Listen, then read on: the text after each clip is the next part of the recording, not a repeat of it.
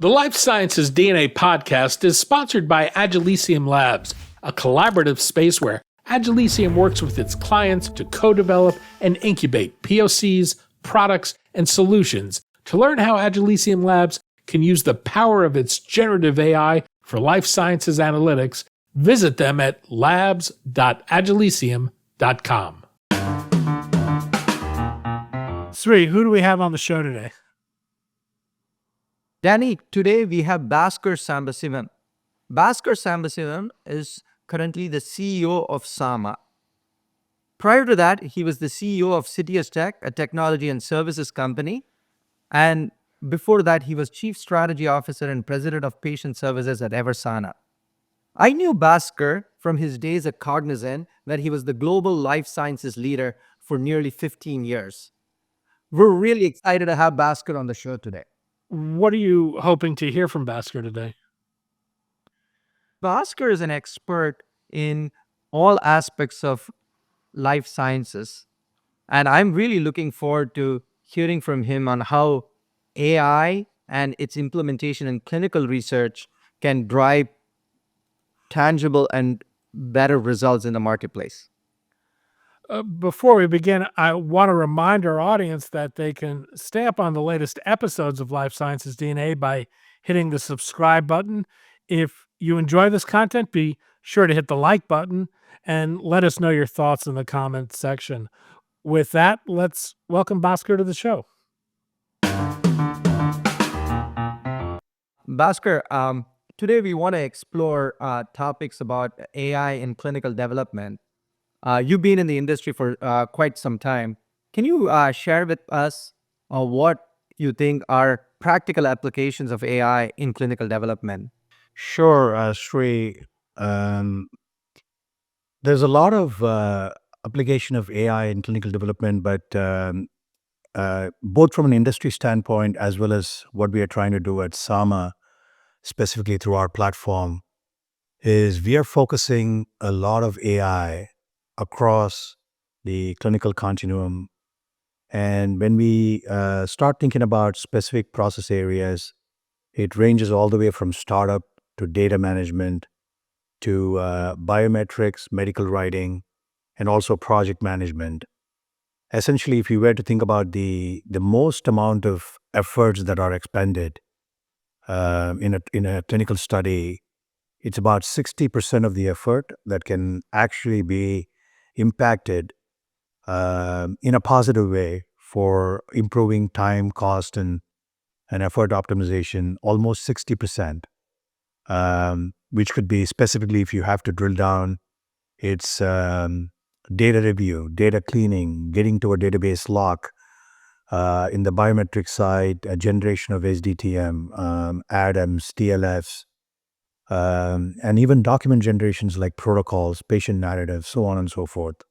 So that's our big focus area as we think about the application of AI within clinical development.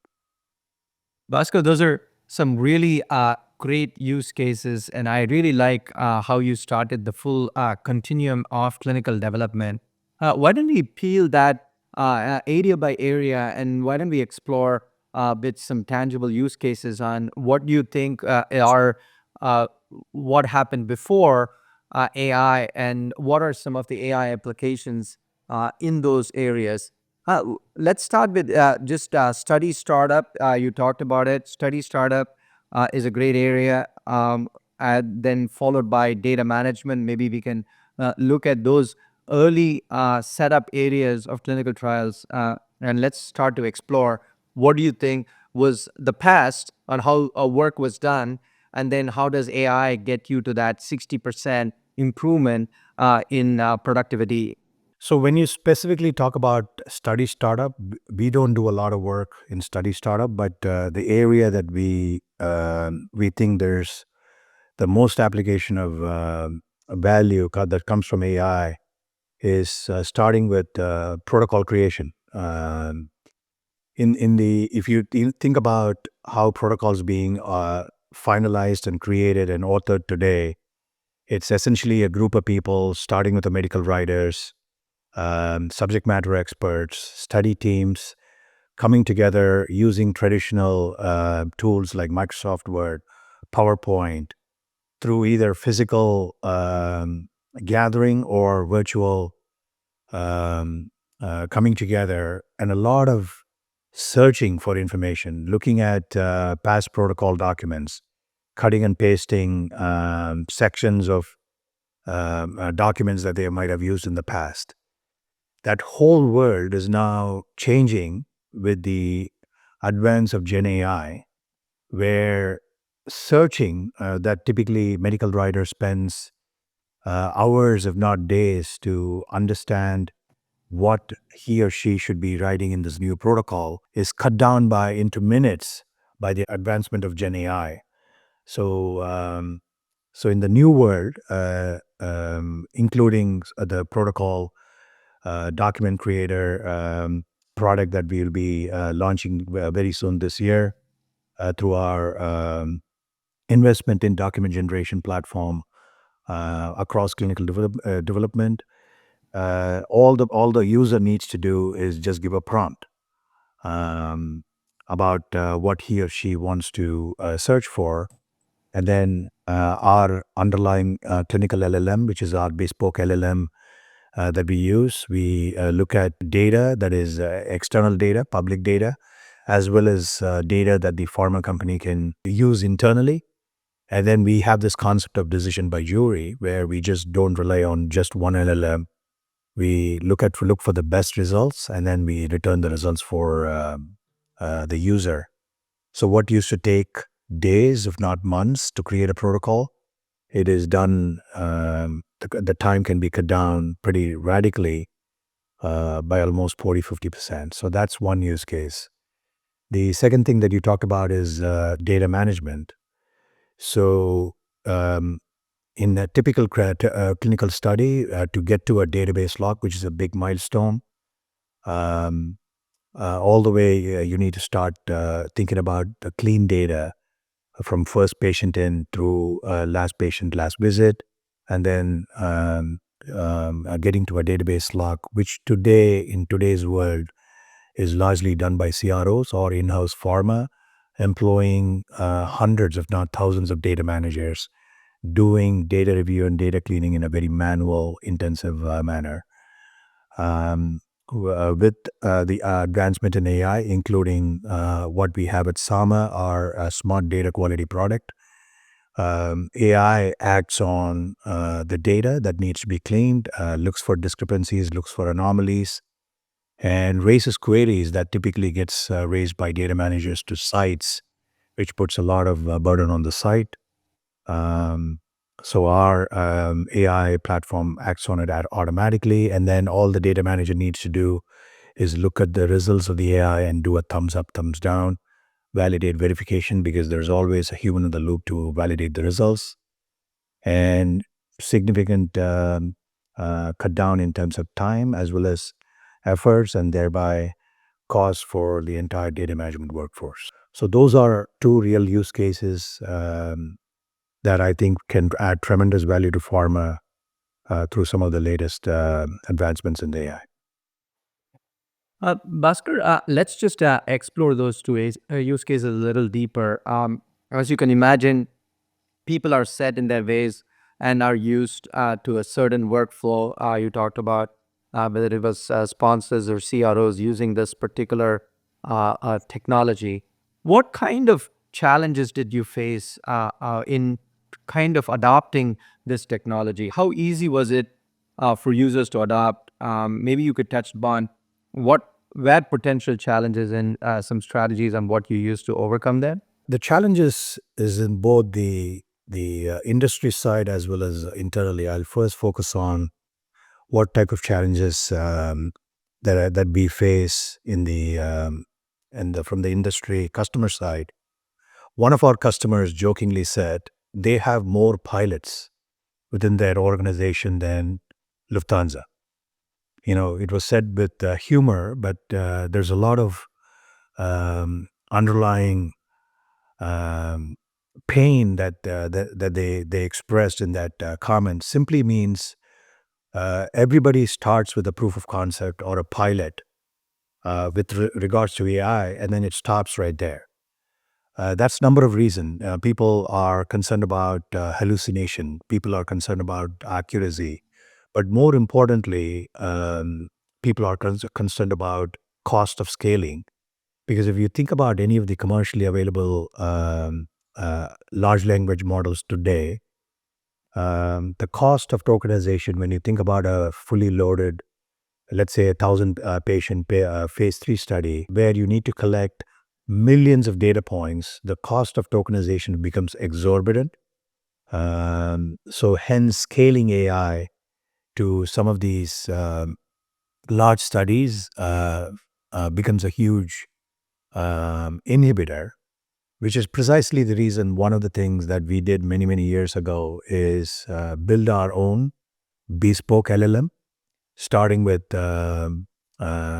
which is one of the models that's in the leaderboard today called OpenBio LLM, which we have evolved to what is called a clinical LLM, which is the foundational layer that we use. And that clinical LLM is actually based on Meta's Llama 3 open source model, which we have then used to fine tune, curate with additional data, fine tune the model.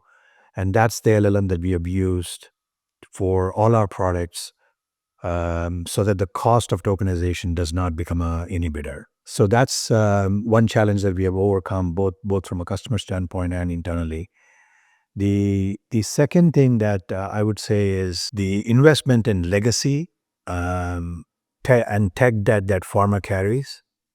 So they have to start thinking about investments which either protects, or some of the AI technologies can fundamentally replace what they have. So they have to make a choice of either protecting or preserving or integrating new technologies. And so that's been a little challenge in terms of adoption and taking it to the next steps.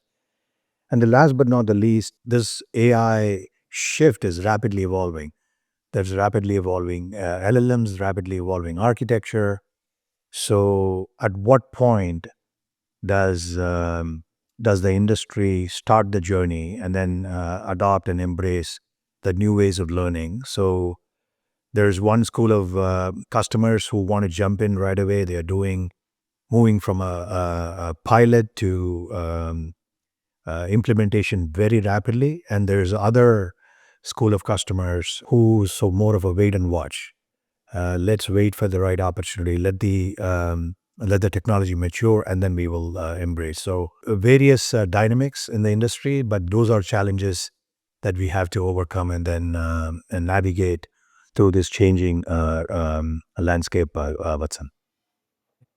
Bhaskar, definitely, as you said appropriately, there's a cost challenge, there's an adoption challenge, and then, as you said, there's a challenge of legacy.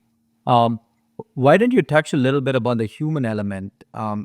As people start to use these tools, who are the leaders who are adopting it easily? What kind of mechanisms or thought process do they have versus people who are afraid of this technology? So why don't you touch a little bit on the human element of adoption, AI adoption? The shift in and advancement in AI, it's not just sort of something that is one time. It's pervasive, just like what we have experienced with the era of the internet, the cloud, the mobility, so on and so forth. So when you start thinking about the impact and value of adopting AI,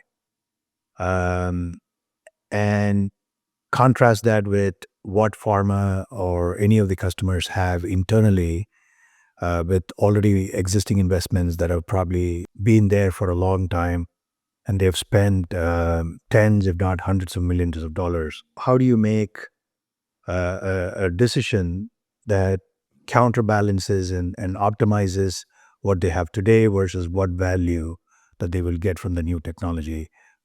So many of the projects that are AI based today are proof of concepts as opposed to proof of value.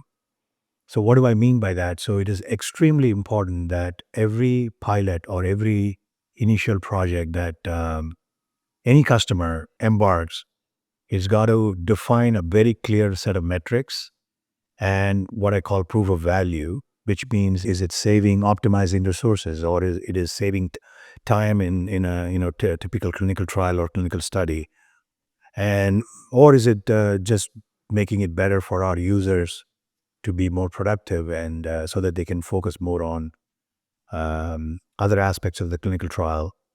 So that clear articulation of ROI and value is super important especially when it comes to AI, and that requires a lot of internal teams, business teams, and the technology team working together to define that ROI. And AI is not just a technology project because it has meaningful and profound implications for the business in both the process as well as how they do things. The second is change management, because AI, it's not just putting a technology and then checking the box and saying, okay, I now have I brought innovation into the organization. You're fundamentally taking an existing process and changing it completely. So which means you need to define new processes, new SOPs. That's a lot of change management that's internally that's required, which requires business and IT teams to work closely together and agree that yes, we are ready for that change. So, and that's where the human element comes in. And the third element is fast forward 5 years from now, there could be companies who have adopted AI and truly got the benefits and being at the leading edge of innovation, or there could be companies who are falling by the wayside because they failed to adopt. So this would be an important consideration and priority at the C-level. So it almost becomes a mandate at the C-level, just like when cybersecurity was a CEO agenda.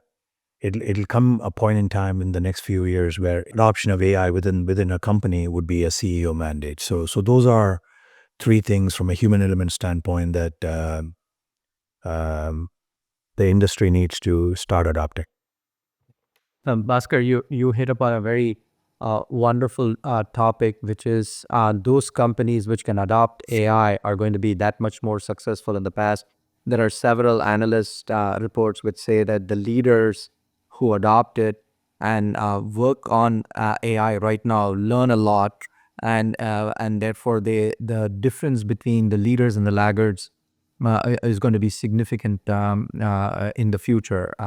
There are several analyst reports which say that AI, especially in this, is about experimentation, which means more you use it, more you adopt it, you learn from it, and the AI models learn from us, and therefore the old school of saying let us wait for the perfection doesn't happen. So putting your future hat on, and you talked about the 3 to 5 years in companies which would be successful. What goes into having a successful pharma company, in its journey of AI adoption? So if you could put your future hat on as we look at in the next 3 years, 5 years, where do you see AI and its impact happening for pharma, biotech, and medical devices companies? With the right amount of adoption and investment and focus on AI, I think the way pharma runs any process for that matter, even though Sama largely focuses on clinical development and a little bit on commercialization, all of these end-to-end processes that today takes a lot of time, a lot of effort, a lot of going back and forth, doing the same thing again and again, will completely change. And today it takes about anywhere between 10 to 12 years to get a drug to the market through multiple cycles of clinical trials and data cleaning and analytics and going through the submissions and so on and so forth. So if you start thinking about every step, some of the things that I mentioned, and look at it holistically and saying from a dimensions of better insights, better quality, time, cost. How can AI improve all of those metrics? And if it's taking 3 months, can I get it done in 2 months? And the next step, moving to the next step, if it's taking few weeks, can I get it done in a few days? And then essentially there is potential to save anywhere between 10 to 20%, and that's being conservative in a typical clinical trial that takes so long. And that's huge for pharma, if you think about it. We worked with one of the top large pharma companies during COVID, and that pharma company used the Sama platform to get their vaccine into the market 3 to 4 weeks sooner, and that means the product is on the market sooner, um, which means tremendous potential for additional revenue capture by the product being on the market. But let alone getting, more importantly, getting the treatment to the patients faster and saving patients' lives. So that's the value that, and the power of AI that pharma can truly, or any of the healthcare companies, be it a biotech or medical device or even payers and providers, can realize. But at the same time, on the flip side, by not leveraging these advancements, you continue to be doing things in a very traditional manner, which simply means you're spending more money on clinical trials, which means there are potentially trials that are being paused because of lack of budget, while competition is leveraging the latest and greatest investments in AI to be more innovative, more competitive. So you fall by the wayside. So that's the choice that the industry needs to make and move forward. And that your second part of the question, I want to just address also, Watson, is where is the future going? Today, what I see is we are still in the Gen 1 of AI, where we are thinking about AI being able to identify trends, anomalies in data, make insights, and predictions, and offer them up to a user, and then the user can validate and verify. And the news that just came out last week with DeepSeek making waves in terms of their advancement in AI is this concept of reasoning, which includes a long chain of thought, where AI moves beyond pattern matching, beyond recognition, into actual understanding, which simply means autonomous decision making, offering up what I call the next best action. Basically, instead of somebody searching and wanting things to do, AI will offer it up and say, this is what you need to do today. And then the user just acts on what the AI is prompting.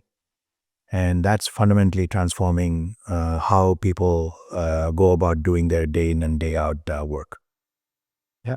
Bhaskar, that was a great evolution from Gen 1 to Gen 2 to Gen 3. As you talked about next best action, making recommendations, I wanted to ask a two-part question. One, the evolution of agentic architecture, where you have fit-for-purpose agents doing the task and activity, and then you are having these agents work and collaborate with each other. So would welcome your thought on that.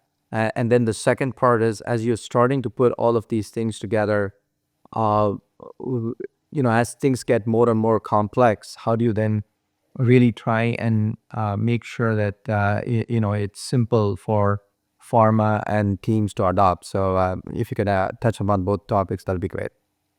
Yeah, agentic architectures, it's by the word, it's very easy to understand, but very complex to implement. But taking the same use case that we talked about earlier, in data management, AI in data management, Today, what we do, both with the Sama's platform and what the product called SDQ, um, it automatically cleans the data. It raises queries back to sites, and it essentially serves up data that needs to be reviewed or anomalies that needs to be reviewed by a human.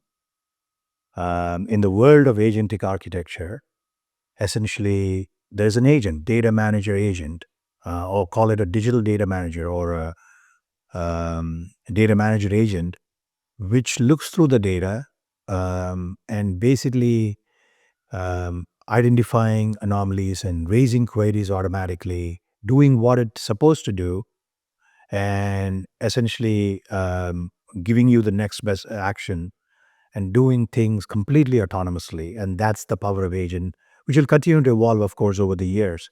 But it is really taking the next step. A good analogy is, I was just there in the Bay Area for JPM about 3 weeks back.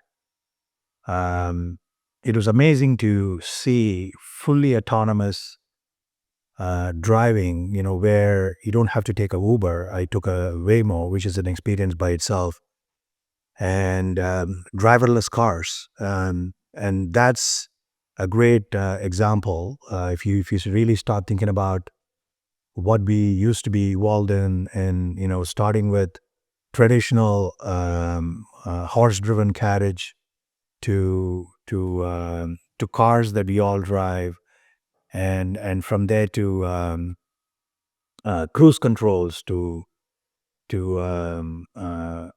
sort of semi self-driving or what I call supervised driving to fully autonomous driving. I truly believe, just like that, the drug development and clinical development will also evolve and become more mature with advancement in AI and the agentic architecture as farmers starts thinking about creating value from molecule to market. That's wonderful thoughts of a fantastic future to be having a driverless clinical trial where multiple agents are working together and the humans are definitely reviewing and benefiting from that. A good and bold vision, Bhaskar.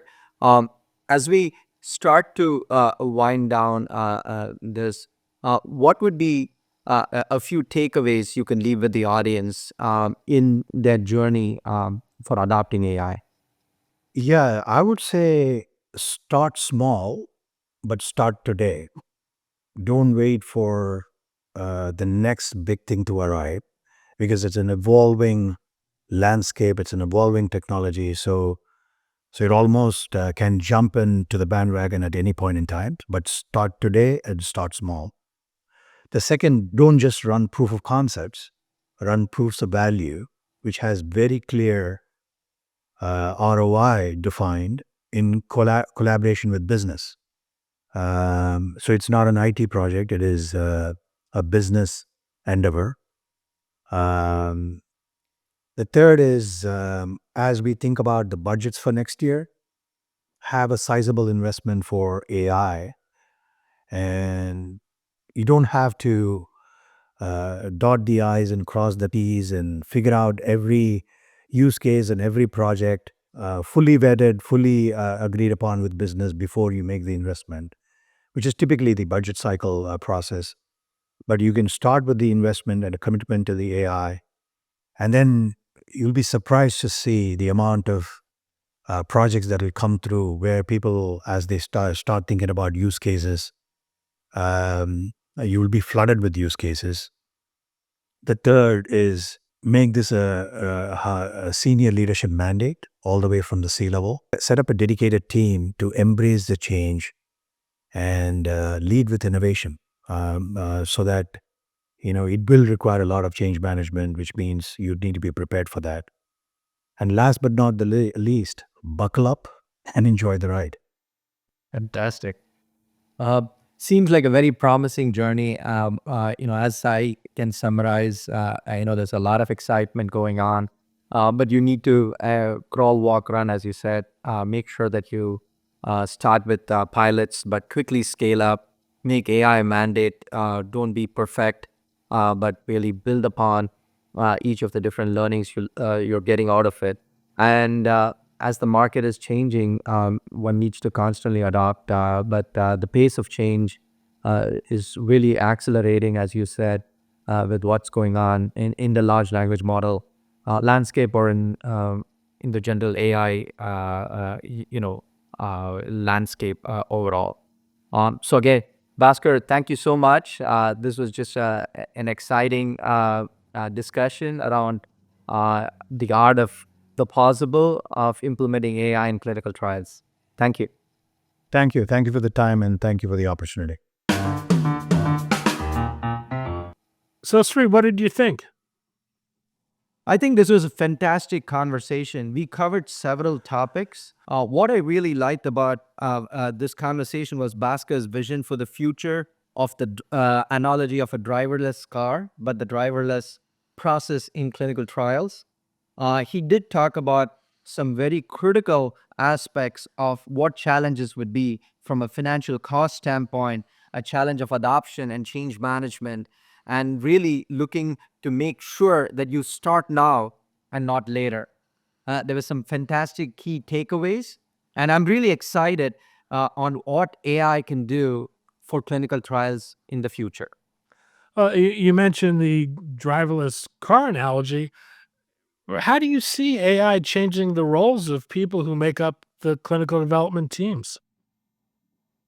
I think AI is a companion to humans, and I really believe that AI and humans working together can drive a better clinical trial process in the future. And so the way I think about it, as Bhaskar said, is you have an agent who's AI working very closely with a human to make sure that they work together to drive higher productivity and throughput. In the future, I really believe that AI is giving you powers like Iron Man to make you, who are humans, superhuman. Bhaskar talked about concerns people have about the cost of scaling AI. Did that surprise you? And to what extent do you think those concerns can inhibit adoption? As any new technology comes through, one needs to make sure that you're really looking at how do you adopt it from a cost standpoint. When cloud came in, we had the same challenge. There was lots of good adoption, but suddenly the cloud cost started to go up. So having a very fiscally responsible architecture is always going to help you make sure that you're adopting technology, but doing that in a fiscally sound way. Bhaskar differentiated between projects today being proof of concept versus being proof of value. How do you think demonstrating return on investment and value will affect adoption? I think he touched upon a very critical point. A proof of concept is making sure that you're experimenting with technology, but a proof of value is when you really get the benefit from its implementation. Proof of value has both a technology component and a human component and a change management component, because only when you get that adopted at scale do you realize the value from that particular technology implementation. So I think it's a very good North Star to have, where you're constantly evaluating the tasks and not what is being done, but the output and the outcome it delivers. Well, it was a great conversation, and I'm looking forward to our next one. Sri, thanks so much. Thank you, Danny. Appreciate it. Thanks again to our sponsor, Agilicium Labs. Life Sciences DNA is a bi-monthly podcast produced by the Levine Media Group with production support from Fullview Media. Be sure to follow us on your preferred podcast platform. Music for this podcast is provided courtesy of the Jonah Levine Collective. We'd love to hear from you. Pop us a note at danny@levinemediagroup.com. For Life Sciences DNA, I'm Daniel Levine.